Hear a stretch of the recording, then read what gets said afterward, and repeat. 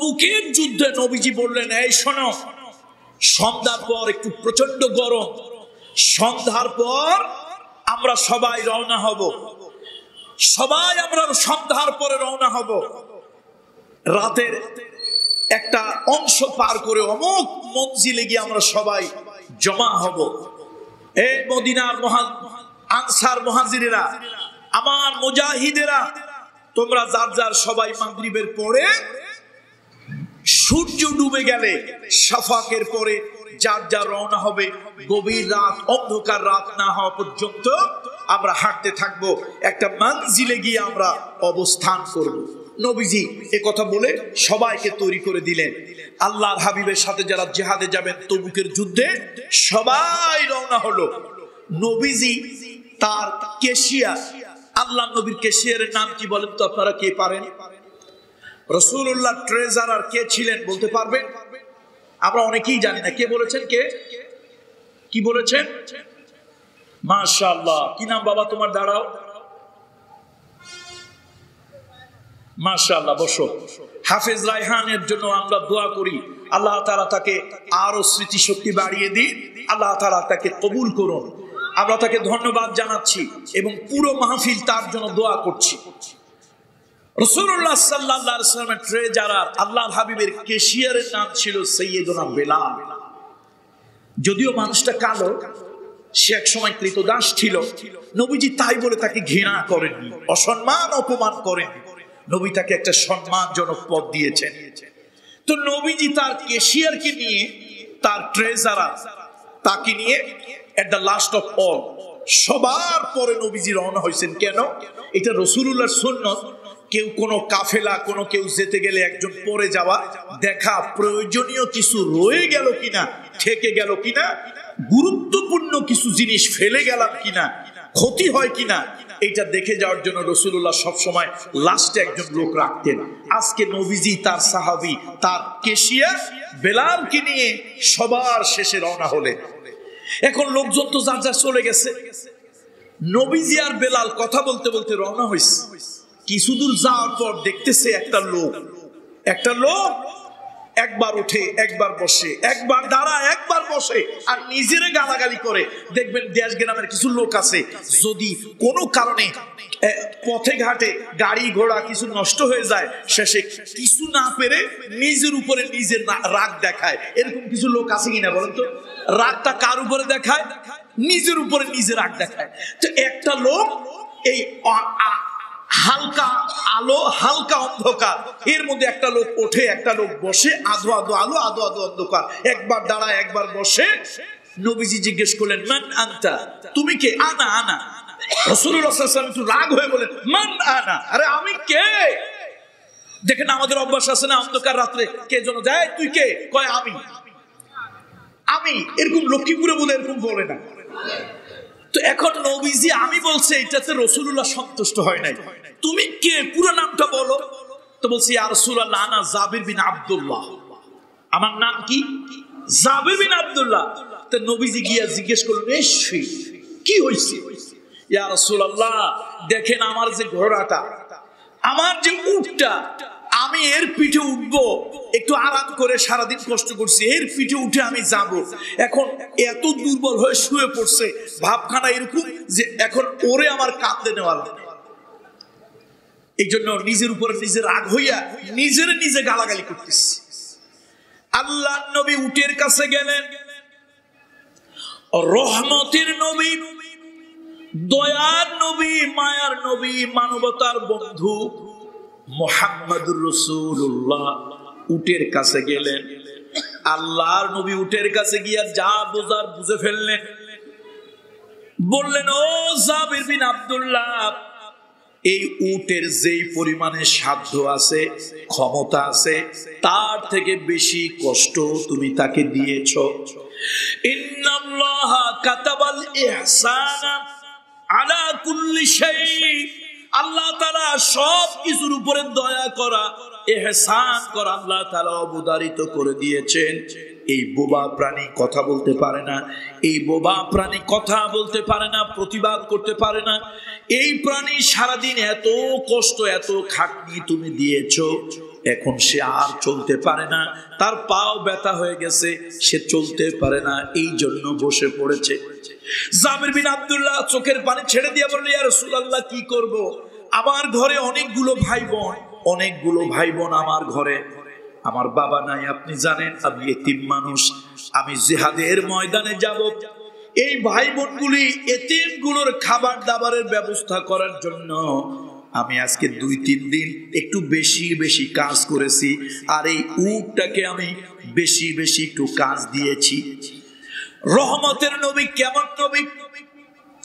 দুনিয়ার সমাজে যারা নেতৃত্ব দেন, ও রাজনৈতিক দলের নেতারা, আপনাদের সকলকে সম্মান নিয়ে শ্রদ্ধা নিয়ে বলি, আপনাদের একটা শিক্ষা আল্লাহর নবীর জীবনে আপনাদের জন্য শিক্ষা আছে।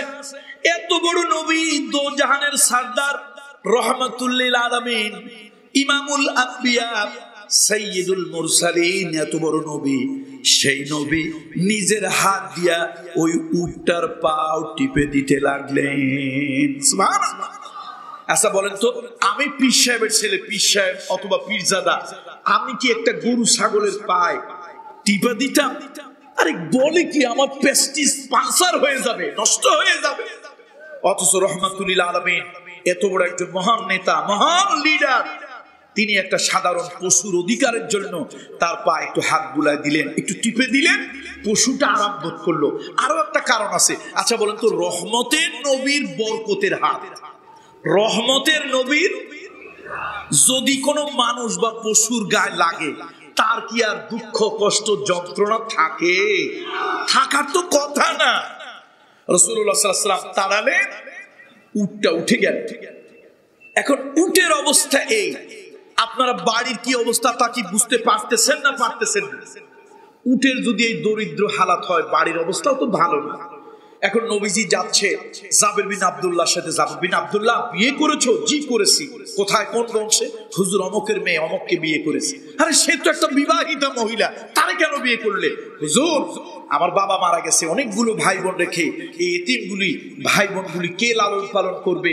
আর আমার তো এরকম টাকা নাই, এখন একটা কুমারী মেয়ে বিয়ে করতে গেলে অনেক টাকা মোহর দিতে হয়, দেন মোহর দিতে হয়, আমি তো এতগুলো টাকা দিতে পারবো না।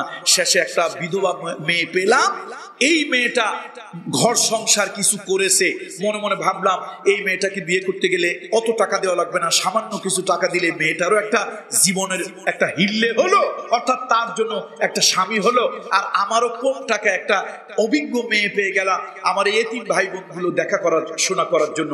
নবীজি তার পিঠে চাপড়ে অ্যাপ্রিসিয়েট করলেন, আল্লাহ নবী তাকে বাহবা দিলেন, ধন্যবাদ দিলেন, তুমি ভালো কাজ করেছো, এতগুলি এতিম ভাই বোনকে লালন পালন করার জন্য তুমি একটা অভিজ্ঞ মেয়ে বিয়ে করেছো, হোক সে মেয়েটা বিধবা, সেই মেয়েটারও তো একটা জীবন সংজ্ঞা, জীবনের একটা সমাধান হলো। এখন আল্লাহ নবী জিজ্ঞেস করতেছেন, বাড়িতে কি অবস্থা? হুজুর এক বেলা খাই তো এক বেলা না খেয়ে থাকি। হুজুর আমার আব্বার ঋণগুলোর কারণে আমি তো বুড়ো হয়ে গেছি, অল্প বয়সে আব্বা মারা গেছেন, এতগুলো ঋণ আর 6-7টা ভাই বোন, হুজুর আমার তো বুড়ো হয়ে গেছে এই চিন্তায়। দেখেন নবীজি বললেন, জাবির বিন আব্দুল্লাহ তুমি চিন্তা করিও না, তোমার পিতার ঋণ আমি পরিশোধ করে দেব, তোমার পিতার ঋণ আমি পরিশোধ করে দেব। জাবির বিন আব্দুল্লাহ খুশি হয়ে গেল, তার মধ্যে একটা আগ্রহ স্পৃহা সৃষ্টি হলো। নবীজি হাঁটতেছে, জাবির বিন আব্দুল্লাহ হাঁটতেছে, নবীজি তার একবার কাঁধের উপরে হাত দেন, একবার পিঠের উপরে হাত দেন। বিশ্ব নবী, বিশ্ব নেতা, একজন মহান নেতা একটা সাধারণ কর্মীর কাঁধে হাত দিয়ে চলেন। আল্লাহু আকবার বলবেন না? এবার নবীজি জিজ্ঞেস করছে বেলাল, জিজ্ঞেস করছে জাবেরকে, জাবের এই যে তোমার উটটা, এটা তো দুর্বল, তারে বিক্রি করে ফেলো। হুজুর তারে যদি বিক্রি করি তো আমার সংসার চলবে কি দিয়া? কয় যে এটা তো দুর্বল হয়ে গেছে। হুজুর দুর্বল হইলেও তো গরিবের এইটাই সহায় সম্বল। আল্লাহর নবী বললেন, বলো তোমার উটটা কত চাও? তোমার উটটা কত চাও? 1 উকিয়া, 2 উকিয়া, 3 উকিয়া, 4 উকিয়া। এইভাবে নবীজি দামাদামি করতে লাগলেন।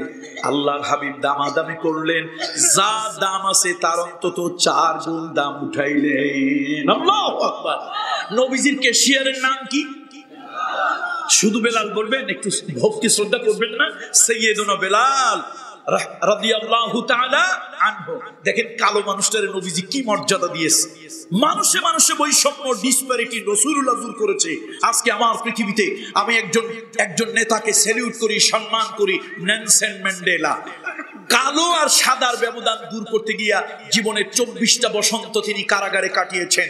তিনি একজন খ্রিস্টান, আমি একজন রিলিজিয়াস কনজার্ভ মুসলিম, আমি একজন গোঁড়া মুসলিম। আমার নবী অন্য ধর্মের কোন ভালো মানুষকেও অসম্মান করেন নাই, আমরা তাকে স্যালিউট করি, আই স্যালিউট হিম।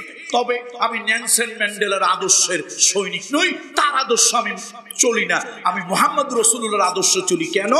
আমার নবী সাদা কালোর ব্যবধান দূর করার জন্য প্রথম বাস্তবমুখী পদক্ষেপ মুহাম্মদ রাসূলুল্লাহ নিয়েছেন। এই জন্য তিনি শুধু আমার নবী নন, তিনি আমার জাগতিক নেতা। কথা ঠিক কিনা জোরে বলুন। নেতা কাকে বলে? নেতার চরিত্রটা দেখেন, আদর্শটা দেখেন। রাসূলুল্লাহ সাল্লাল্লাহু আলাইহি ওয়াসাল্লাম বেলালকে জিজ্ঞেস করলো, বেলাল জিজ্ঞেস করো তো জাবেরের এই উটের দামটা কত? 1 উকিয়া, 2 উকিয়া, এরকম করতে করতে দাম যা তার থেকে অন্তত 2 গুণ দাম, 3 গুণ দাম উঠে গেছে। 5 উকিয়া পর্যন্ত রাসূলুল্লাহ সাল্লাল্লাহু আলাইহি ওয়াসাল্লাম তার উটের দাম করলেন। এবার তিনি বলেন, ইয়া রাসূলুল্লাহ ঠিক আছে, এই 5 উকিয়াতে আপনি এই উটটা কিনে নেবেন। তার মনে ইচ্ছা হলো এই দাম দিয়ে আমি 2টা উট কিনতে পারবো, অন্তত ভালো তাগড়া উট, একটা ঘোড়া কিনতে পারবো। যাক, নবী যদি আমার পচা জিনিস নিয়ে এতগুলো টাকা দেয় ভালোই তো হয়। রাসূলুল্লাহ সাল্লাল্লাহু আলাইহি ওয়াসাল্লাম চলতেছেন। এটা হলো একজন সাধারণ কর্মীকে উজ্জীবিত করা, নেতার দায়িত্ব। এটা একটা সাইকোলজিক্যাল ম্যাটার, একটা মেথড, একটা মনস্তাত্ত্বিক পদ্ধতি। একজন সাধারণ কর্মী বাড়িতে 3 ভাই বোন রেখে আসছে, বিধবা স্ত্রী রেখে আসছে, দরিদ্রের কষাঘাত ধরে সকাল সন্ধ্যায় কি খাবার হবে জানি না, সে তার মনটা যেন ব্যথায় ভরে না যায়, তাকে উৎফুল্ল রাখার জন্য মুহাম্মদ রাসূলুল্লাহ সাল্লাল্লাহু আলাইহি ওয়াসাল্লামের প্রচেষ্টা। কয় উকি দিয়ে ঘোড়া হাতিজা উটটা কয় উকি দিয়ে কিনছে? 5 উকি দিয়ে। এখন নবীজি বলেন, বেলাল তুমি তারে টাকা পরিশোধ করে দিও। কেশিয়ার যেহেতু বেলাল। রাসূলুল্লাহ সাল্লাল্লাহু আলাইহি ওয়াসাল্লাম আল্লাহর হাবিব যখন তাবুকের যুদ্ধ শেষ করে ফিরে আসছিলেন, রাসূলুল্লাহ সাল্লাল্লাহু আলাইহি ওয়াসাল্লাম বলেন, এই বেলাল, এই জাবেরের উটটা কার? হুজুর উটটা আপনার। বেচা কেনা হয়ে গেছে, বেচা কেনা হয়ে গেছে। যেহেতু কেনা বেচা কোনো নিয়ত লাগে না, বললেই হয় আমি এত টাকায় বেচলাম, আমি এত টাকায় কিনলাম, বাস। নিয়ত করা লাগে না, মসজিদে গিয়া ওযু করে নিয়ত করা লাগে না যে আমি এখন দোকানে যাচ্ছি 18 টাকা দিয়ে একটা হুইল সাবান কিনবো, 45 টাকা দিয়ে একটা লাইফ বয় কিনবো। এটা নিয়ত, ওযু করে নিয়ত করা লাগে না, বাস। দোকানদারের কাছে দাম জিজ্ঞেস করলে পয়সা পরিশোধ করলেই কেনা বেচা হয়ে যায়। মুবাদালাতু শাইই বিশাই, কোন জিনিসকে এক্সচেঞ্জ করা, বিনিময় পরিবর্তন করাই হলো বেচা কেনা। এখন যেহেতু কথাবার্তা ফাইনাল, বলেন তো উটের মালিককে আর 5 উকিয়ার মালিককে? জাবির বিন আব্দুল্লাহ। দেখেন নবীর চালাকি দেখেন। বেলাল, জাবির বিন আব্দুল্লাহকে টাকা দিয়েছো? জি।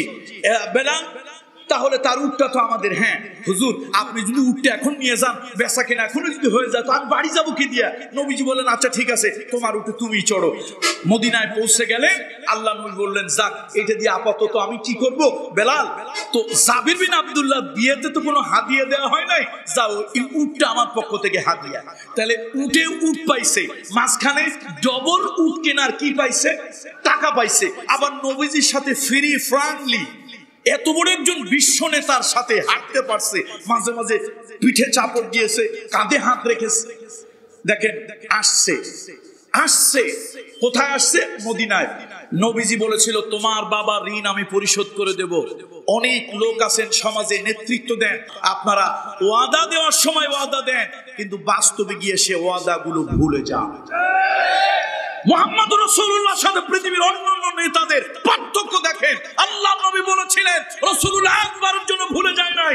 জাবির বিন আব্দুল্লাহ মদিনায় ফিরে এলেন, গরিব মানুষ, সকাল থেকে সন্ধ্যা পর্যন্ত গায়ে খাটে, শ্রম দেয়, স্ট্রাগল করে, শুধু একটু এই এতিম ভাই বোনগুলোর রুজি রুটির জন্য তিনি সকাল থেকে সন্ধ্যা পর্যন্ত কঠোর পরিশ্রম করে।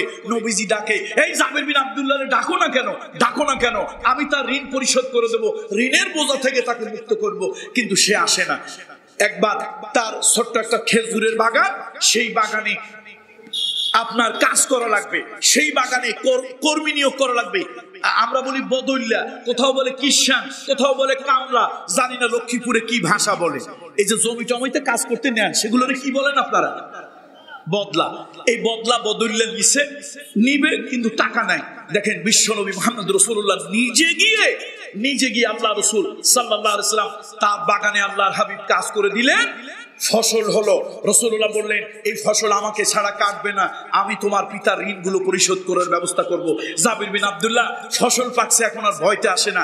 নবী যদি এই ফসল দিয়ে ঋণ পরিশোধ করে দেয়, তাহলে তো আমরা এতগুলা মানুষ সারা বছর না খেয়ে থাকবো। এই ভয়ে নবীর কাছে হাঁটে না, নবীর কাছে ঘেঁষে না, নবীর দেখলে দূরে দূরে থাকে। আল্লাহ নবী সব বুঝে ফেলছে। রাসূলুল্লাহ নিজে গিয়ে তার লোকজন নিয়ে সেই খেজুরগুলো কাটলেন। রহমতের নবী বললেন আমার কাছে একটা লিস্ট তৈরি করে দাও, তোমার পিতার কাছে কারা কারা ঋণ পাবে। সকলকে ডাকলেন, বললেন দেখো লোকটা মারা গেছে, এই এতিমটা এতগুলো ভাই বোন নিয়ে সে কঠিন জীবন যাপন করছে, তোমাকে কত টাকা দিলে তুমি এই লোকটাকে মাফ করে দেবে? কি দিলে তুমি মাফ করে দেবে? তোমার ঋণ পরিশোধ হবে দুনিয়া এবং আখেরাতে, এই লোকটার কাছে আর তুমি ঋণ চাইবে না। বললো ইয়া রাসূলুল্লাহ, আমাকে এই পরিমাণে দিলে আমি মাফ করে দেবো। নবীজি সবার লিস্ট লিখলেন, আল্লাহর হাবিব নিজে নিজে মাপলেন। জাবির বিন আব্দুল্লাহ ভয় পাচ্ছে, কলিজাটা তার চমকে চমকে উঠতেছে, কলিজাটা ধক ধক করতেছে, হার্টবিটটা তার বেড়ে গিয়েছে। এই নবীজি যেভাবে করতেছে তাতে তো সব সম্পদ নাই হয়ে যাবে। আহারে সারা বছর এতগুলো এতিম নিয়ে আমরা না খেয়ে থাকবো। আল্লাহর কি কুদরত, সকল পাওনাদারের পাওনা পরিশোধ হয়ে গেল। নবীজি বলল জাবির বিন আব্দুল্লাহ যাও, যা আছে বাড়ি নিয়ে যাও। এবার তিনি অবাক হলেন, গোলার মধ্যে গিয়ে দেখে আমার বাগানে বাৎসরিক যতগুলি খেজুর হওয়া দরকার ঠিক অতগুলি খেজুরই গোলার মধ্যে রয়ে গিয়েছে। বিশ্ব নেতার কি কোয়ালিটি, কি গুণাবন!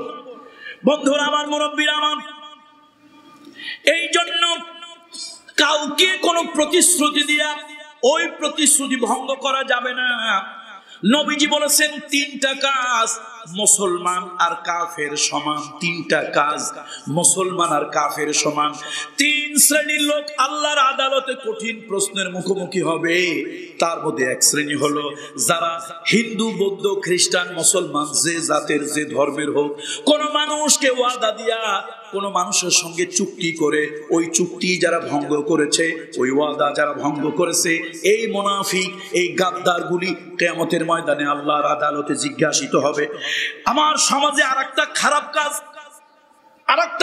কাজ আমার সমাজের ভিতরে ব্যাপকভাবে প্রচলিত, সেটা হলো ঘুষ, অবৈধ লেনদেন। কয় হুজুর আপনারা ঘুষের বিরুদ্ধে ওয়াজ করেন। হুজুর শীতের দিনে কলকেও যদি এক জগ পানি না দেওয়া হয়, কল পর্যন্ত পানি দেয় না। হুজুর ঘুষের ওয়াজ করেন, কলের মধ্যে সকালবেলা উঠে এক জগ পানি কলরে ঘুষ দেই, কল আমাকে 5 ঘড়া পানি দেয়। কলের ঘুষ না দিলে হুজুর কল পানি দেয় না। আর আপনারাও ওয়াজ করেন সমাজে সবাইরই ঘুষ দেওয়া লাগে। ঘুষ যারা দেয় আর ঘুষ যারা খায় উভবেই পাপী। রাসূলুল্লাহ সাল্লাল্লাহু আলাইহি ওয়াসাল্লাম বলেছেন, আনাস বিন মালিক থেকে এই হাদিসটা বর্ণিত। রাসূলুল্লাহ খাতাবানা রাসূলুল্লাহ সাল্লাল্লাহু আলাইহি ওয়াসাল্লাম, আল্লাহ নবী বলেছেন, খুতবা দিতে গিয়ে বলেছেন, আর রাশি ওয়াল মুরতাশি কিলাহুমা ফিন্নার। আর রাশি ওয়াল মুরতাশি কিলাহুমা ফিন্নার। এবং আরেকটা আছে, লানা রাসূলুল্লাহ সাল্লাল্লাহু আলাইহি ওয়াসাল্লাম আর রাশি ওয়াল মুরতাশি, ঘুষদ্রোহিতা, ঘুষদাতা। রাসূলুল্লাহ সাল্লাল্লাহু আলাইহি ওয়াসাল্লাম তাদেরকে লানত দিয়েছেন। রহমতের নবী লানত দিয়েছেন, আল্লাহর নবী লানত দিয়েছেন। এরপরে দেখেন রাষ্ট্রীয় পদে বা বিভিন্ন পদে থেকে যারা উস্কোস গ্রহণ করেন তাদের ব্যাপারে সহিহ মুসলিমের হাদিস, রাসূলুল্লাহ সাল্লাল্লাহু আলাইহি ওয়াসাল্লাম, এটা হচ্ছে আবু হুমায়দি আস-সাঈদি থেকে হাদিসটা বর্ণিত। আবু হুমায়দি আস-সাঈদি থেকে হাদিসটা বর্ণিত। রাসূলুল্লাহ সাল্লাল্লাহু আলাইহি ওয়াসাল্লাম ইসলাম যখন রাষ্ট্রীয় পর্যায়ে চলে গেল, রাষ্ট্রীয় পর্যায়ে ইসলাম কায়েম হয়ে গেল, ইবনে লুতবিয়া একজন ব্যক্তির নাম। রাসূলুল্লাহ তাকে যাকাত কালেক্টর হিসেবে নিযুক্ত করলেন। নামটা কি একটু দয়া করে বলেন তো? ইবনে লুতবিয়া। এই ব্যক্তিকে রাসূলুল্লাহ সাল্লাল্লাহু আলাইহি ওয়াসাল্লাম, আল্লাহর হাবিব তাকে যাকাত কালেক্টর হিসেবে নিযুক্ত করলেন। সে কি করলো? রাসূলুল্লাহর কাছে এলো এবং সে কি বলল? ক্বালা হাদা লাকুম ওয়া হাদা লি উহদিয়া লি। আল্লাহ নবীর কাছে একটা পোটলা এনে দিয়ে বলল, ইয়া রাসূলুল্লাহ, এইটা হলো বাইতুল মালের, আর হাদালি এটা হলো আমার উহদিয়ালি, এটা লোকেরা আমাকে হাদিয়া দিয়েছে। যখন নবীজি শুনছে রাষ্ট্রের একজন কর্মচারী পোটলা একটা দিয়ে কয় এইটা বাইতুল মালের ট্রেজারি রাষ্ট্রের কোষাগারের, আর এইটা হলো আমার, লোকেরা আমাকে হাদিয়া দিয়েছে। নবীজি শুনে, হাদিসের মধ্যে আসছে রাসূলুল্লাহর এই গন্ড মোবারক, দুইটা গন্ড মোবারক লাল হয়ে গেল রক্তের মতো। রহমতের নবী কখনো রাগ হন না, আল্লাহর হাবিব রাগ হলেন এবং রাসূলুল্লাহ সাল্লাল্লাহু আলাইহি ওয়াসাল্লাম উঠে দাঁড়ালেন।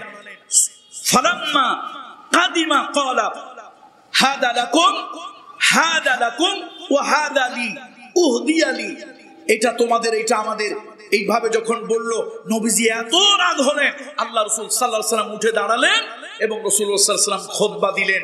আল্লাহ নবী বললেন, ওই রাষ্ট্রের কর্মচারী তার বাপের বাড়িতে বসে থাকুক, ওই রাষ্ট্রের কর্মচারী তার মায়ের বাড়িতে বসে থাকুক, কে তাকে হাদিয়া দেয়, কে তাকে পয়সা দেয়, রাষ্ট্রের কর্মচারী হওয়ার কারণে তাকে ওই হাদিয়া দেওয়া হয়েছে। এটা হাদিয়া নয়, এটা ঘুষ।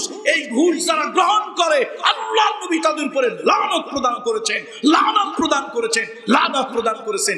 আজকে বলেন সমাজের একটা সেক্টর আছে যে সেক্টরে ঘুষ নাই? বলেন আছে? বলেন আছে? কারা দেয়, কারা খায়? আমরা দেই, আমাদের লোকেরাই খায়।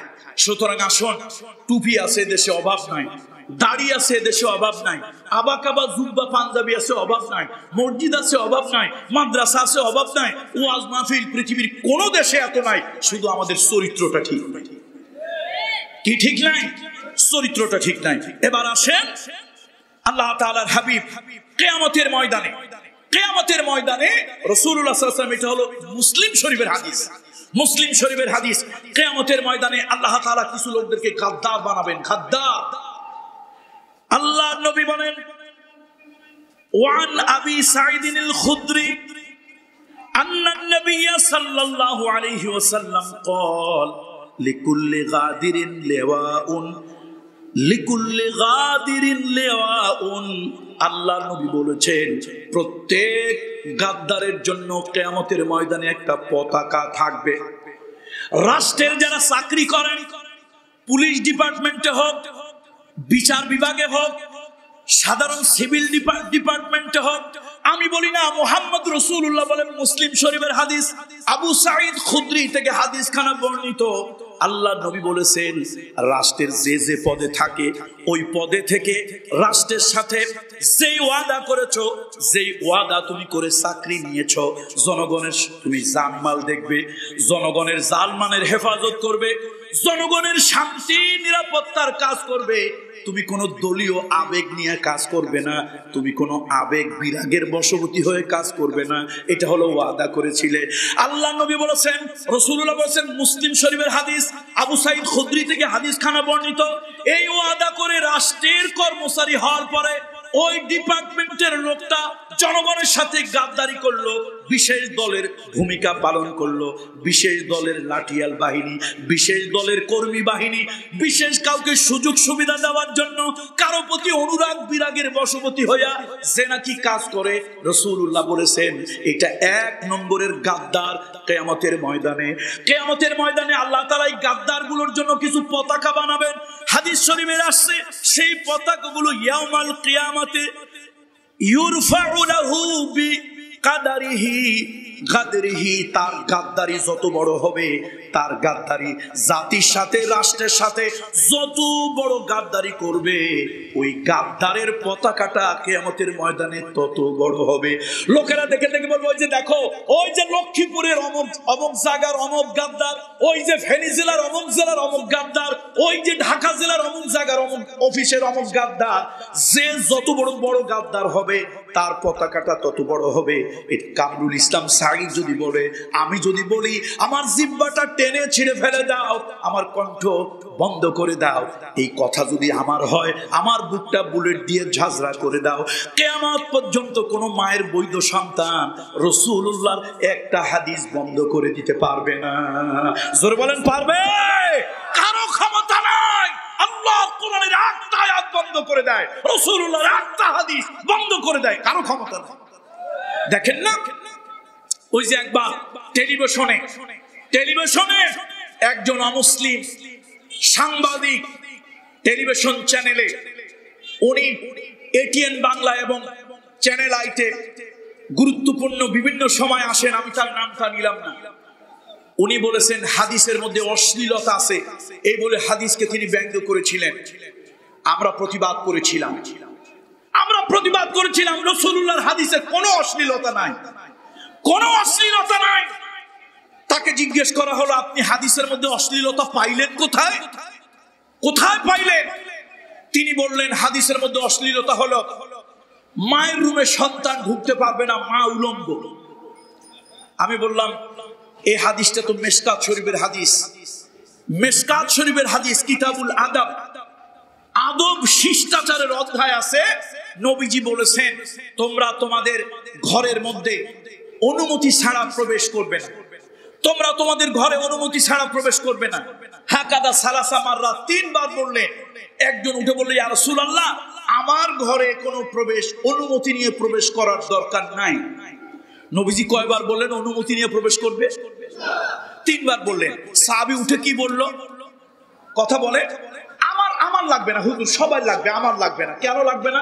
হুজুর, আমার ঘরে আমার বুড়া মা ছাড়া আর কেউ নেই, আমার মা ছাড়া আমার ঘরে আর কেউ নাই, সবার জন্যই হাদিসটা লাগবে, হুজুর আমার জন্য লাগবে না। নবীজি আরো রাগ হলেন। রহমতের নবী কখনো কঠিন হন না, কড়া কথা বলেন না। সেই রহমতের নবী, দয়ার নবী, মায়ার নবী রাগ হয়ে বললেন, তোমার মাকে কি তুমি উলঙ্গ দেখতে চাও? আচ্ছা বলেন, এই হাদিসটার মধ্যে কি অশ্লীলতা আছে? মা বুড়া মানুষ, মা কোন মানুষ? বুড়া হইলে বুড়া মানুষ বয়সের কারণে তার কাপড় চোপড় একটু এদিক সেদিক থাকতেই পারে। কি বাবাজিরা বলেন, ভাইরা বলেন, থাকতে পারে কি পারে না? মা বুড়া মানুষ বয়স বেশি হওয়ার কারণে, বার্ধক্যজনিত কারণে মায়ের পোশাক আশাকটা একটু এদিক সেদিক থাকতেই পারে, একটু অসংলগ্ন কাপড় চোপড় হয়েই যেতে পারে। নবীজি রহমতের নবী রাষ্ট্র চালানের শুধু কথা বলেন নাই, সুবহানাল্লাহর ফজিলত, আলহামদুলিল্লাহর ফজিলত, কদু খাওয়ার ফজিলত, জিলাপি খাওয়ার ফজিলতের ওয়াজ শুধু নবী করেন নাই, দেশ সমাজ রাষ্ট্র পরিচালনার জন্য নবীজি কিভাবে একটা জাতি চলবে, সভ্য একটা জাতি কিভাবে হবে, সেজন্য নবী সবগুলো শিক্ষা তার উম্মতকে দিয়েছেন। এক পর্যায়ে নবী ঘরের আদবটা পর্যন্ত দিলেন। শোনো, তোমার ঘরে তোমার উঠতি বয়সের মেয়ে থাকতে পারে, আমাদের মেয়ে, এটা আমাদের নিয়ামত, আল্লাহর নিয়ামত। বাবার কাছে, বাবার চোখে সব থেকে প্রিয় কোন জিনিস বলেন তো? বাবার চোখে সব থেকে প্রিয় হলো মেয়ে। ছেলেদের তুলনায় বাবা মেয়েদেরকে বেশি স্নেহ করেন। অনেক জামাই বোঝে না, খালি যৌতুকের জন্য গাধাগুলি খালি যৌতুকের জন্য বাপের গলায় পাড়া দেয়। আরে গাধা, বাপ তো তার একটা কলিজার অংশই তোরে দিয়ে দিছে, এর থেকে বড় যৌতুক আর তোরে কি দেবে?